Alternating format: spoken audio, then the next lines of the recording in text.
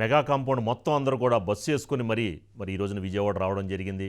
ఇలాంటి పరిస్థితుల్లో మరి ఎప్పుడు కూడా చిరంజీవి వెన్నంటి ఉండే మరి బావుమరిది అల్లు అరవింద్ సంబంధించిన అంశంలో ఎందుకని ఒక అల్లు అరవింద్ కానీ అల్లు అర్జున్ కానీ ఈ యొక్క అల్లు కాంపౌండ్ నుంచి ఎవరు రాలేదేంటి అని ఒక చర్చ మాత్రం కొనసాగింది. ఎందుకని ఈ ఒక అంశం కనుక చూసుకుంటే మరో కొద్దిగా బ్యాక్ కనుక వెళ్తే నంద్యాల సంబంధించిన అంశంలో మరి శిల్ప రవికి మద్దతుగా అల్లు అర్జున్ ఆ రోజున వెళ్ళడం కానీ దాని మీద చాలా వివాదాలు అన్నీ జరిగినాయి. దాని మీద కూడా ట్వీట్లు ఒక విధంగా నాగబాబు ఒక విధంగా ట్వీట్ చేయడం ఇవన్నీ చూసుకుంటే మరి ఈ రోజున ప్రమాణ స్వీకారోత్సవానికి మళ్ళీ అల్లు అరవింద్ రాకపోవడం వెనక గల కారణాలు ఏంటి, ఎందుకని రాలేదు అనే అంశంలో కూడా ఓ పక్కన చిరంజీవి ఫ్యాన్స్ కానీ మరో పక్కన పవన్ కళ్యాణ్ ఫ్యాన్స్ కానీ ఈ అందరూ కూడా దీని మీద తీవ్రమైన చర్చలు జరుగుతున్నాయి. దీనిపైన మనకు అసలు ఏం జరిగింది, ఎందువల్ల రాలేకపోయారనే దానిపైన మా సీనియర్ జర్నలిస్ట్ ఓం గారు మరింత సమాచారం అందిస్తారు. ఓం గారు, ఎలా చూడొచ్చు అంటారు mega compound versus Allu compound? ఎందుకని మరి మెగా కాంపౌండ్ సంబంధించి అందరూ వచ్చారు, మరి అల్లు కాంపౌండ్ నుంచి ఎవరు రాకపోవడం గల కారణాలు ఏంటంటారు? అంటే దీనికి సంబంధించి అంటే వాళ్ళ ఫ్యామిలీ మెంబర్స్ ఒక స్పష్టమైన వివరణ ఇస్తే తప్పితే ఒక క్లారిటీ అనేది రాదండి. ఎందుకు అంటే మనం చూస్తున్నాం గత కొంతకాలం ఇందాడు మీరు చెప్పినట్టుగానే అల్లు అరవింద్ ఫ్యామిలీకి అలాగే చిరంజీవి గారి ఫ్యామిలీకి ఒక తెలియని దూరం అయితే ఏర్పడింది అన్నది స్పష్టమండి. అంటే రకరకాల ఇన్సిడెంట్స్ జరిగినప్పుడు వాళ్ళ కుటుంబంలో అంటే ఒక పాజిటివ్ కావచ్చు, నెగిటివ్ కావచ్చు, లేదా సంతోషభరితమైన సంఘటనలు కావచ్చు, అలాంటప్పుడు అల్లు అరవింద్ ఫ్యామిలీ ఎంతవరకు అందులో ఇన్వాల్వ్ అయ్యేతోంది అన్నది మెగా అభిమానులు చాలా క్లియర్ కట్గా చాలా ఉత్సుకతతో ఎదురు చూస్తున్నారండి. మనం చూస్తే పవన్ కళ్యాణ్ చిరంజీవి ఇంటికి వెళ్ళినప్పుడు అక్కడ ఎవరైనా అల్లు అరవింద్ ఫ్యామిలీకి సంబంధించిన వాళ్ళు కనిపిస్తారేమో అని అందరూ చూశారు, కానీ ఎవరు కనిపించలేదు. ఈ రోజున ప్రమాణ స్వీకారానికి ఎవరెవరు వెళుతున్నారు, ఎవరెవరు వస్తున్నారు, ఎవరెవరు గైర్హాజరవుతున్నారు అన్న దాని మీద కూడా వాళ్ళు చాలా విశేషంగా దృష్టి పెట్టి చూశారండి. అల్లు అరవింద్ గారితో సహా అల్లు అరవింద్కి సంబంధించినటువంటి ఫ్యామిలీకి సంబంధించిన వాళ్ళు ఎవరు కనిపించలేదు. పర్టికులర్గా ఏంటంటే అల్లు అర్జున్ లాంటి వాళ్ళు అక్కడికి వస్తారా లేదా అన్న ఒక డౌట్ కూడా ఉంది వాళ్ళకి.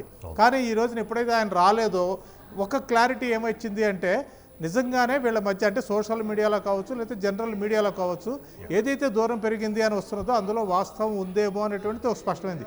దీనికి కొసమెరుపు ఏంటంటే కొద్దిసేపటి క్రితము సాయి ధరమ్ తేజ్ ఇటు చంద్రబాబు నాయుడిని అభినందించారు, పవన్ కళ్యాణ్ని అభినందించారు, తన దగ్గర ఉన్నాడు, పవన్ కళ్యాణ్ పక్కనే ఉన్నాడు, అలాగే మెగా ఫ్యామిలీకి సంబంధించినటువంటి ఆడపడుచులందరితో ఉన్నప్పుడు ఆ ఫోటోలో కూడా సాయి ధరమ్ తేజ్ ఉన్నాడు.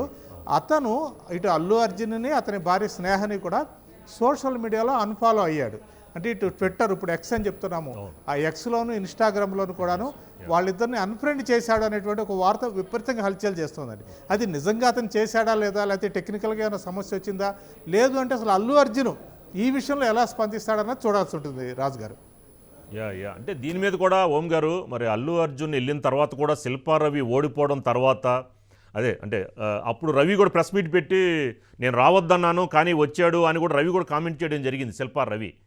మరి ఈ నేపథ్యంలో మరి దీని మీద అల్లు అర్జున్ ఏమైనా స్పందించారంటారా?